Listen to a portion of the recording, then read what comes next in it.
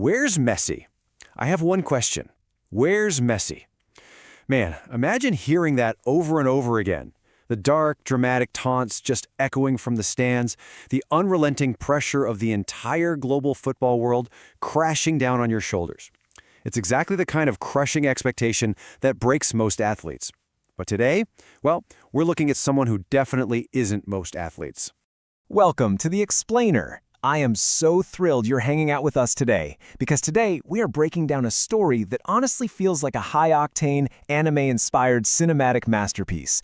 It's the full story of Lionel Messi. But look, we aren't just rattling off the stats today. We're going to really look at the tactics, those vibrant stadium lights, the electric highs, and the absolutely devastating lows to figure out what it actually takes to craft a true hero's journey out there on the pitch. Okay, let's dive into this.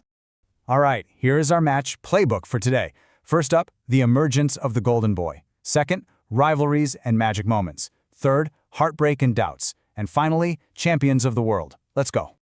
Chapter 1, The Golden Boy Emerges. We're talking raw, explosive talent. Charting the evolution of this prodigy reveals just an incredible rise. Think back to 2005. You've got the absolute legend Ronaldinho slicing into the area to set up this young, hungry kid.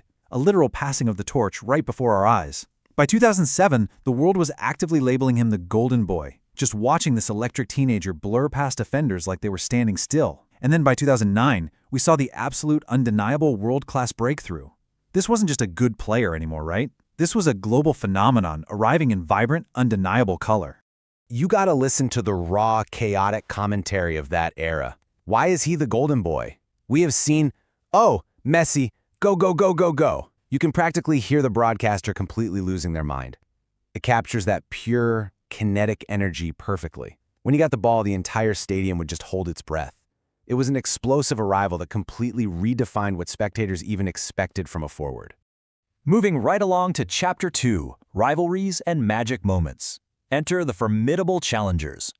So this entire era was defined by a stunning dynamic. On one side, you had these relentless scoring machines. Cristiano Ronaldo with his incredibly powerful, picture-perfect strikes, and later on, the blinding speed of Kylian Mbappe just continually finding the back of the net. But contrasted against that sheer brute power was Messi's completely unique style.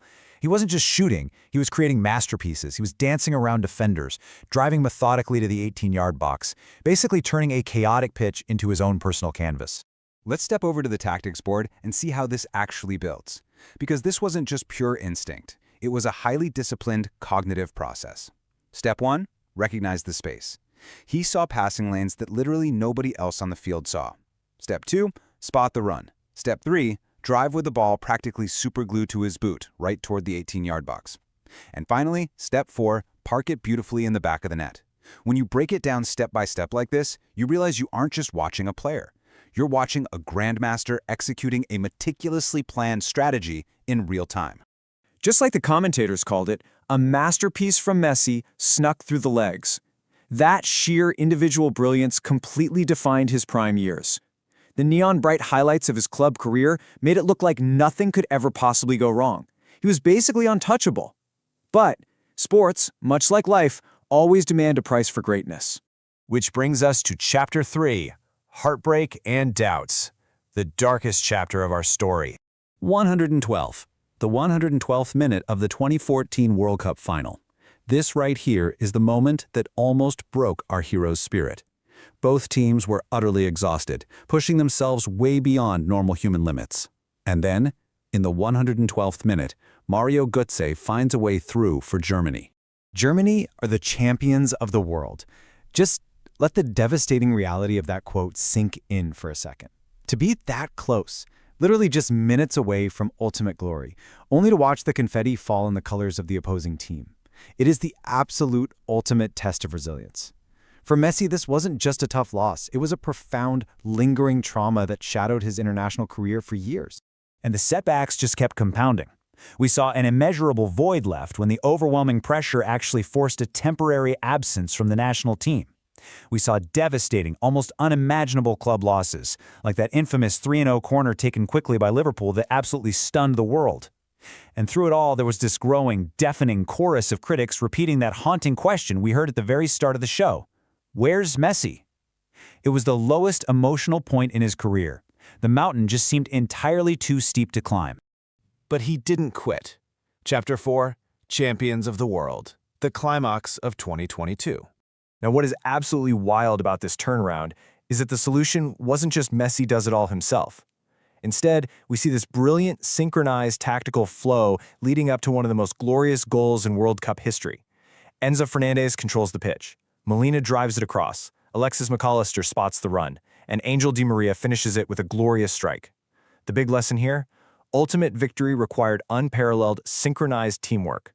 The individual magic had finally matured into a collective, unstoppable force. And you literally cannot talk about that team without talking about Emi Martínez, the ultimate wall of trust. To win at the highest possible level, you have to be able to trust the squad behind you. When that 2022 final went to penalties, the tension was just unbearable. The entire tournament came down to the man between the posts. Great, stop! Martínez is punching the air again. The explosive enthusiasm of the commentators tells you the whole story right there. Martínez was an absolute fortress. He proved that even the greatest player in the world needs a team that can trust with their life. Every single save he made was a step closer to destiny, lifting the weight of the world completely off his captain's shoulders. And then, the catharsis, the triumphant climax to our story. Argentina, champions of the world. The neon lights flashing, the emerald green pitch covered in celebration, an entire nation rising from the ruins of all that past heartbreak. It is the absolute peak emotional resolution of the sports anime storyline playing out in real life. He finally achieved the ultimate dream, and he did it not just through raw talent, but through discipline, strategy, and an unshakable belief in his team. So, I want to leave you with this final thought. We all face massive setbacks in our own lives, right? When you are facing your own 112th minute heartbreak, when the pressure is high, the critics are loud, and the goal seems impossibly far away, how will you find the perseverance to keep moving forward? Remember the tactics, remember to rely on your team, and remember that even the greatest heroes have to survive the darkness to finally hold the trophy. Thank you so much for joining me on this explainer. Keep learning, keep pushing, and I'll catch you guys next time.